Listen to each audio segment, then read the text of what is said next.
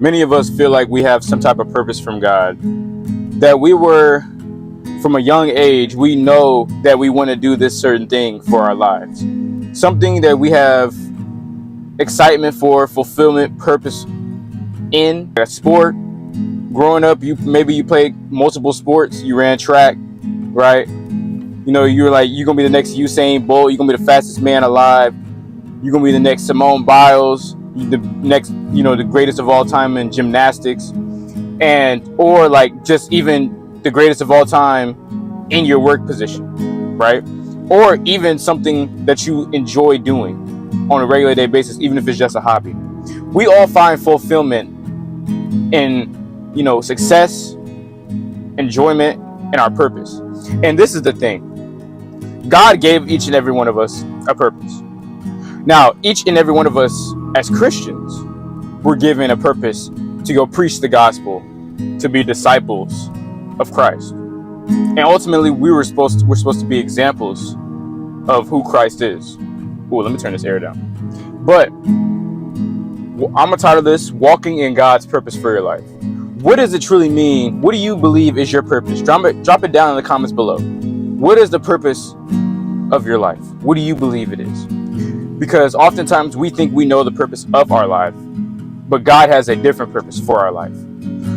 That's why you see a lot of like athletes, right? They may struggle in like high school games, right? Or they may struggle in their high school career or middle school. They may get cut early in their years. And, then they may, I've seen it all the time. These athletes, they go off and they work at grocery stores, right? Or they go to school and pursue their degree, but they don't play sports. And I've seen it all the times where these guys end up getting back onto the basketball hoop scene, where they end up getting a full ride scholarship to a Division I university, or even like a mid-major. Then they end up having a big March Madness. If y'all don't know what March Madness is, it's a tournament. It's the biggest tournament in the country, in the United States. They end up doing well in the tournament. They end up getting drafted, and their dreams and their life changes forever. And their purpose came through their struggles. Oftentimes, we feel like our purpose can't be fulfilled if we go through those struggles. Struggles, ultimately, what do they say? They define a man, right? Actually, not my fault. Not the struggles define the man, but the response to those struggles, right? Psalm chapter 57, verse 2 says, I cry out to God, Most High, to God who fulfills his purpose for me. Oftentimes, we don't look to talk to God about our purpose. We don't ask God through prayer what our purpose is. And when we don't go to him in prayer, we're basically ignoring him, right? God gave us the ability to pray. God gave us the blessing to pray, right? And if you don't use that, how can God really have that intimate conversation with you? That's like when your parents ask you what's wrong. You're going through something. You don't want to tell anybody about it. But then you're stuck in your own ways. You're stuck in your own emotions. And you don't want to tell anybody anything. Your parents aren't going to know what's wrong with you. So that's how I kind of connect prayer, right? The key in understanding God's purpose for your life is that God has numbered your days and will fill every purpose he has for you. However, our choices and actions also really matter. The choices you make, the things you do on a regular day basis, can affect your purpose. Believe it or not, and this may sound crazy, your purpose changes sometimes with bad decision making, and even with some good decision making. There's a cause and effect for every single thing we do. That's why you always have to consult the Holy Spirit whenever you make decisions. And I'm not saying you're not going to fall short, bro. We all fall short. I've fallen short. You've fallen short. And that's the thing. You have to realize whenever you fall short of the glory of God, you have to have a repentant heart. What does a repentant heart mean? Turn away, ask God for forgiveness, turn away, but ultimately recognize what you've done wrong. And y'all like the hair? Anyway, you have to consult God. And clearly, whenever you go to God asking for forgiveness, clearly state what you did wrong to God. You don't have to say what happened in a prayer request to the congregation. You don't. You don't have to tell your friend, you don't have to tell your girlfriend, your boyfriend, your parents, just you and God. That intimate relationship where you can trust God is how you can unlock the full potential to your purpose. Right? Goku, if y'all watch Dragon Ball Z, what y'all don't realize about Goku is Goku was born and seen as a low-class warrior. If y'all haven't watched Dragon Ball Z, y'all should check that out. But it's a very inspirational type of story where a low-class warrior was looked at as nothing, right? But a high-class warrior was looked at as the greatest thing of all time in the Saiyan race. And what Goku had to realize is, whenever he first fought the Saiyans on Earth, they came to Earth. Raditz wasn't really anything. Vegeta was the toughest opponent he had faced on Earth at that time, and his rival. Vegeta was a high-class warrior. He was a prince. His King Vegeta was the king basically over all the Saiyans. And Goku, looked at as a low-class warrior, was thrown out the window. Bardock, who was his dad, was looked at as a low-class warrior, a low-class Saiyan. But you know what's crazy about it all? Goku's purpose, he had out of all the Saiyans, he had the purest heart. He has the purest heart. He was blessed with the purest heart. But he was also the most hard-working fighter. He was a martial artist.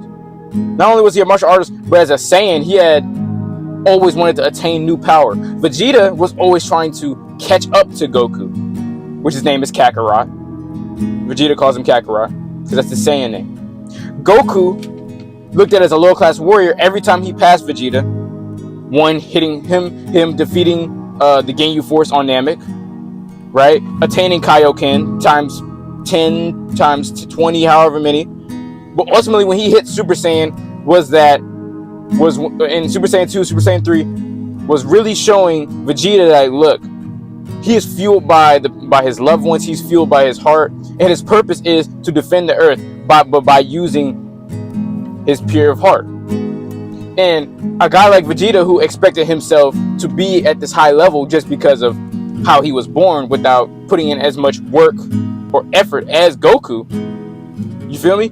He was looked at as, he thought of himself as, man, like this guy, he's passing me at every single time. It seems like I'm catching up. And that's how I kind of look at us as Christians. Our purpose, whenever we work and look to work on our relationship with God, purpose is one of those things that's already been blessed onto us by God.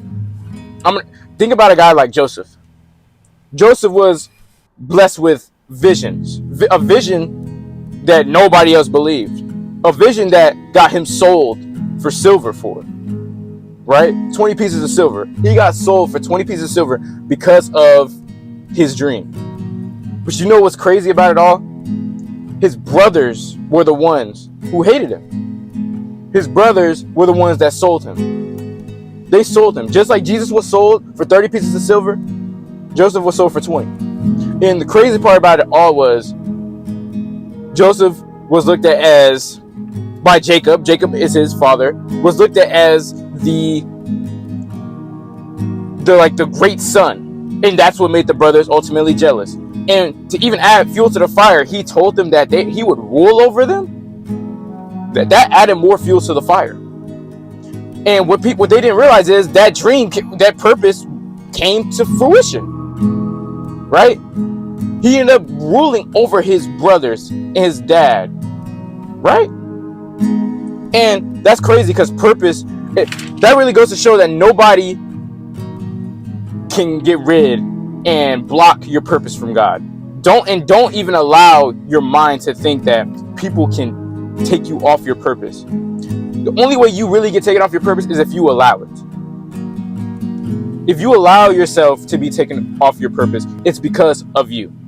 It's not because of Satan. Don't blame Satan. We feel like we can always blame Satan for the decisions we make. But ultimately, Satan is there really to check you, honestly. To check and see how strong you are, bro. Think of Satan as that one opposition that just wants to see you fail, that tries to tempt you or get you to look bad. But then you're over here not responding the right way. Just think about that. Proverbs chapter 16, verse 4, the Lord has made everything for its purpose, even the wicked of the day of trouble. Everything has a purpose. The way that God created the earth has a purpose.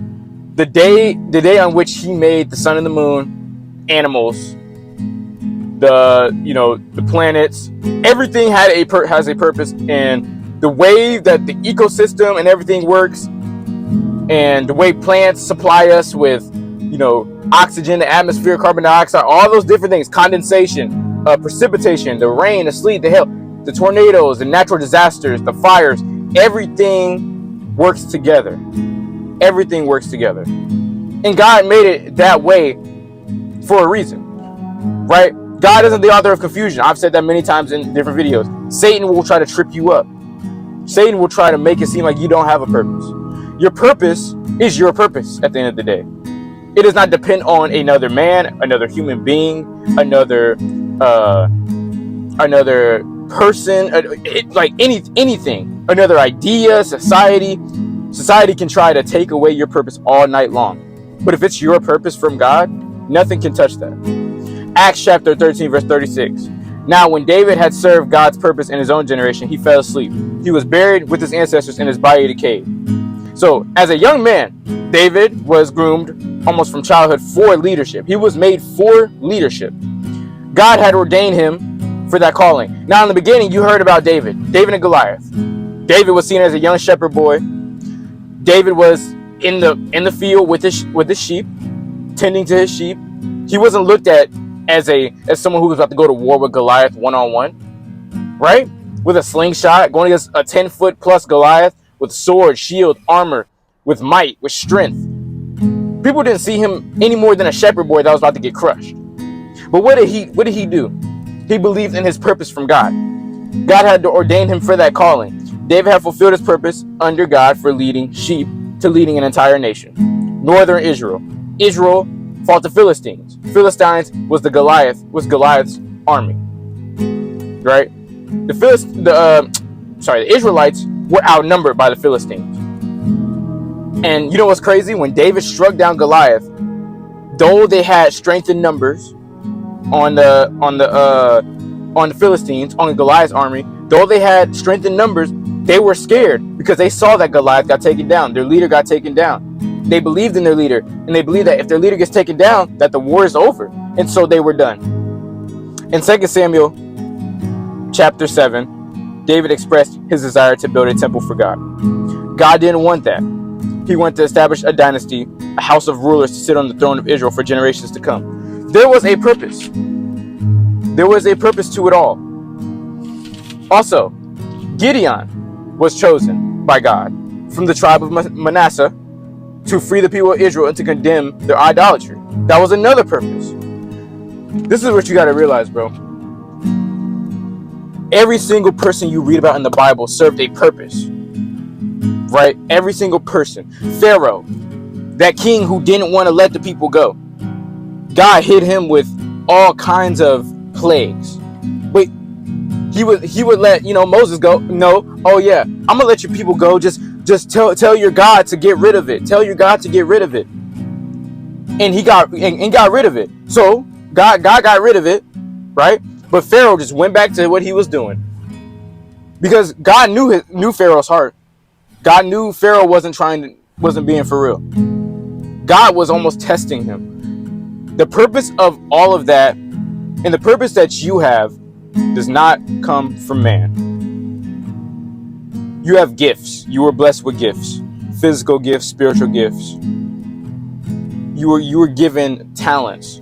Use those. God gave you those for a reason. Even if it's your personality. God made you different for a reason. Don't ever allow somebody to try to shapeshift you to act a certain way based on how they feel about you. God made you a way for a reason. Be all you're supposed to be for God. Don't worry about what the next man or woman says about you. But I hope you enjoyed this video. And as always, God bless.